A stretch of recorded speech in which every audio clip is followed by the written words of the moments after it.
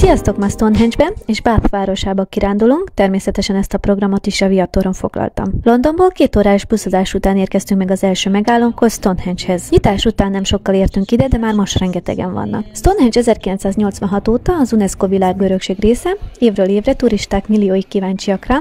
Az elmúlt időben teljesen kiépült, van parkoló, kiszolgáló épületek, látogatóközpont, ajándékbolt is. A nagy parkolótól rövid séta vezet a kis buszig, ami ingyen igénybevehető és elvisz minket a Stonehenge szikláihoz. Ez körülbelül egy 5 perces buszozást jelent. A közelben nincsen lakott terület, csak legelő birkák. Sétálva is el lehet jutni a Stonehengehez. Több ezer éves építmény körül látogató ösvény van, ez egy picit csalódás volt, hiszen nem lehet teljesen közel menni a sziklákhoz, nem lehet megérinteni őket, de érthető is, hiszen így próbálják megóvni Stonehenge köveit a sérülésektől, rongálásoktól. Persze vannak részek, ahonnan egészen közelről lehet látni a köveket. Megérkeztünk a Stonehengehez, jó sokan vannak.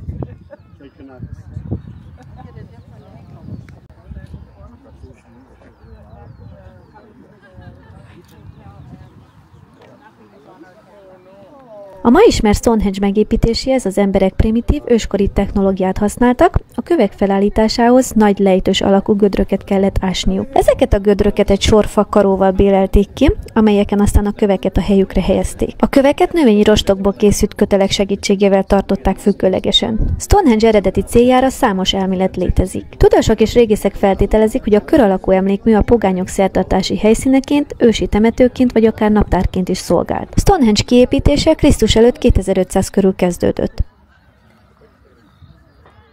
Megérkeztünk a Stonehengehez, nagyon sokan vannak, itt van mögöttem.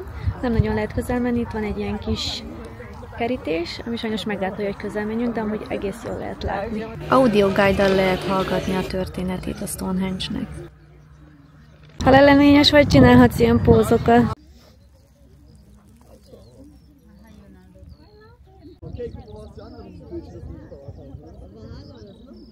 Nagyon érdekesen van kialakítva ez a Stonehenge, ami ugye mögöttem van, viszont velem szemben pedig egy sima út, amin tök nagy a forgalom.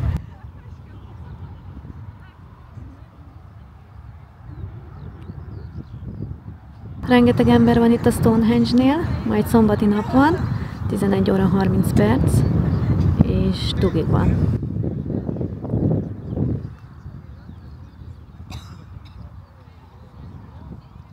Valószínűleg 82 kő lehetett, ma már csak 56 eredeti kő maradt meg az emlékmű helyén. A kövek különböző méretűek és súlyúak. Némelyikük 2 és 5 tonna között mozog, de van amelyik 25-30 tonnát nyom.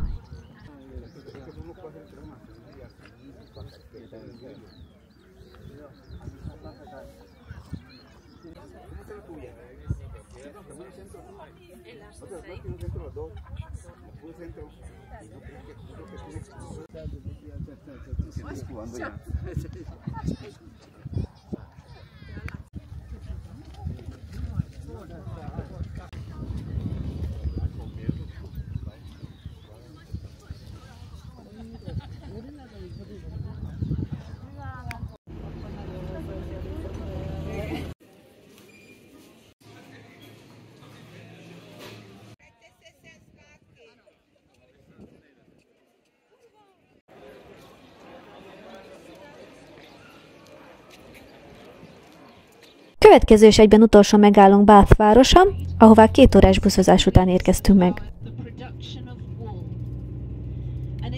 As you can see, it nestles between several hills.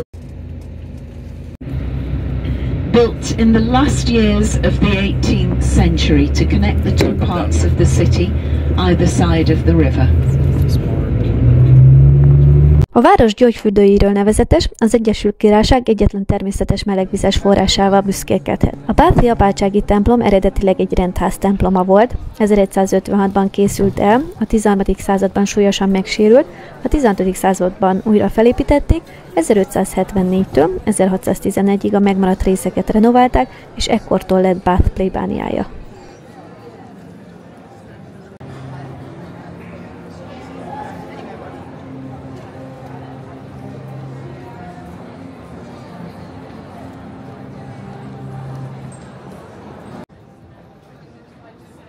Az Avon folyó áthalad Bath városán, a folyó forrása a Cotswold dombokon található, ahol már mi is jártunk. A Putney híd William Johnston ötlete volt, aki Bath Cruise korszakának fontos embere volt, aki feleségével Francisszal, akiről amúgy a híd a nevét kapta, egy 600 hektáros birtokot örököltek, amelyet az Avon folyó választott el Bath városától. A híd azzal a céllal épült, hogy összekösse a birtokot a várossal. A firenzei Ponte Vecchio és a velencei Rialto híd üzletekkel szegélyezett hídjai adtak ötletet a megépítéséhez, 1770 és 74 között készült el.